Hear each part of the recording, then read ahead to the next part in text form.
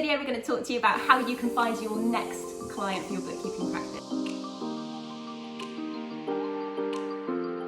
So there are quite a few ways, aren't there? And I suppose traditionally we think, well, I need to go to a networking group and that's going to be the way to find a client. But actually, one of the first things we can do is to make sure that the people that we know, that the people who know us well, know exactly what we do. Yeah, and I think it's something that we've all forgotten sometimes, that our nearest and dearest really would like to help us out, but they have no idea what it is that we do. And it's really sad, but we know what we do, okay? And I find this with my clients as well. I help salon owners, and I think, well, they do nails, and they're like, oh my goodness, we can do like fat freezing and like facelifts without surgery. And I'm like, but you don't tell anybody that. So what I'm telling them is what I'm going to tell you. Do your friends know what you do? And do you know what? Ask them. That's the best thing. What is it that I do? Ask them and see what the response is, and then you'll know how well you're doing explaining how you can help people. And a really good tip as well is to not just tell them what you do, but tell them who you're looking to help and people's pain points, your clients' pain points. Do you know anybody that's struggling with their VAT at the moment? Or do you know anyone that's under loads of paperwork and can't get organised? And that might trigger them and think, oh yeah, I've got a friend in business that's like that.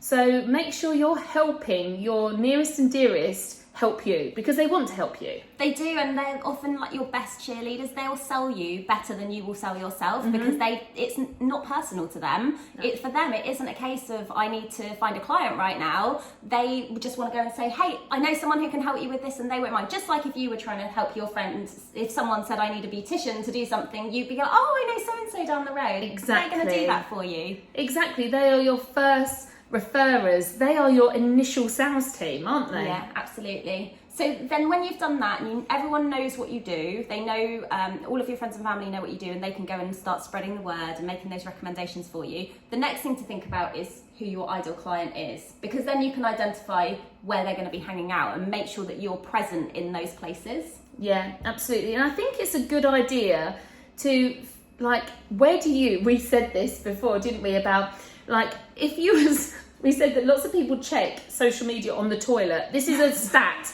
We don't, but apparently they do. And we was like, okay, so you're sitting on the toilet and you have your phone. What is the first app you go to? What social media app do you go to? Because you really want to be on there and finding an ideal client that also is hanging out there, don't you? Yeah. So, like, what kind of clients hang out in your area? Who do you like watching? You know, and then when you know, and also what you're interested in, like what are your hobbies? What is it that really, you know, in our community we have so many amazing bookkeepers that have really honed in on, you know, things that are environmentally friendly, and they want to support those kind of communities, or equestrian, you know, and I help beauty salon owners. Like, there's so many, I mean, the industries are endless. Yeah. So what do you naturally gravitate to? What do you enjoy? Because why are you going to go into an industry that you have no idea about? Yeah. No, you know, this needs to be fun. Me and Zoe like making business fun, and you can actually enjoy your work. Why else are you going into business on your own if you can't enjoy life, can't enjoy your job? So find something that you naturally gravitate to and you think, actually, I could help that industry. There's a gap there. They're missing what I can offer. I could help them get organised. I can help them with their tax, their VAT, whatever it is. So really think about that, and then where do they hang out? Yeah, absolutely. And like you said, if there's an app that you're checking all the time because you're checking in on these people and you really love what they do, there's got to be something there. So keep in mind whether those people are actually your ideal client and can you make that connection with them. But I think one of the mistakes perhaps that bookkeepers make in our community is that they think that social media is just, I need to post X number of times a week and leave it at that, and post and leave it. It's really important to get the engagement. If you want to find clients, you need to build relationships, you need to connect with people, you need them to know who you are and what you do. And us just saying, I do tax returns, isn't going to help us win clients. They want to buy from you as a person, so they need to get to know you. And the only real way to do that is be a bit personal and connect with those people, start a conversation, ask them questions, get into the DMs and get them on a call. You have to remember that this isn't just about posting something because it looks good, that you're active. Sure, it's important because people are going to come over to your account. If you're ever told about someone, or you're looking for a trade, or looking for someone who can support you with something, or thinking about buying something, of course you're going to Google them. And then you're going to go and check them out on social media. Do they look legit? Have they been there for a while? Are they active? Are they still trading? People want to know that stuff about you. But then when they start liking and commenting on your stuff, they need you to come back and say, hey, do you want to have a conversation? Or what was it about that made you say that? Is there anything I can help with right now? And people want you, if they're looking for a bookkeeper and they've gone out and they've found an account to follow, they want to have a conversation with you. And think about it, when you post something, what do you want? You want comments and likes. So go and comment and like on your ideal client's posts, ask conversations, get into conversations, engage. It's social media, it's not post and leave media. So go and have conversations. And that's how I really, got started in the beauty salon industry, because I liked the industry, I'm a client, I'm a customer of the industry, and then I got speaking to people, and then I was asked to be an expert in a Facebook group, and this is perfect. So if you've got an industry and an area, maybe you're already in groups. What groups are you already in that you think, I'm already hanging out with these kind of people, because that's naturally where you're levitating.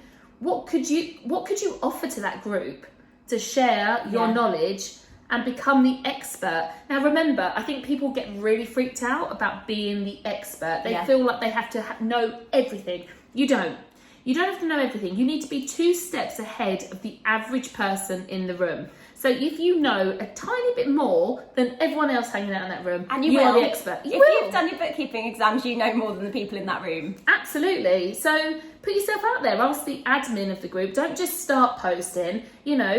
Be like you would. Imagine they are a room of people in a networking group, and there was someone that was running the group. You'd go and ask, is it okay if I mention how I can help, or can I put on a little workshop or something to see if anybody needs this service? Offer some things for free, add some value, and then you'll become that expert. Yeah, and I think that if people are following you, you can go and see who they're following. Like, who are the other people who bring this community together? So, if you want to target salon owners or people in the equestrian space, actually, who are those ideal clients of yours are also following some sort of common people within their industry. So how can you connect with those people? That's going to help. If you can get in front of their audience, you'll get in front of more of your ideal client. So how can you team up with them and say, hey, I know that we have the same audience, we're not competitors, we do something completely different. Is there a way I can come and help you with your community, with your audience, to tell them more about what I'm an expert in? And actually, with things like bookkeeping, a lot of the time they are crying out for someone to come and explain the technical stuff. So reach out, don't be afraid. This is the best way to be in front of those people. They might not need a bookkeeper today, but they're going to then connect with you. You're going to start the conversations, and that's the way to start having those. You'll be the go-to person when they do need a bookkeeper. Absolutely. So if you want to find out more about how you can find clients, how you can build your bookkeeping practice, come and join our engaged community of over 2,500 bookkeepers. It's called the Figure Bookkeepers Club. I think it's the best kept secret in the bookkeeping world. And we're over on Facebook. You can join the Bookkeepers Podcast and get involved in that community. Absolutely.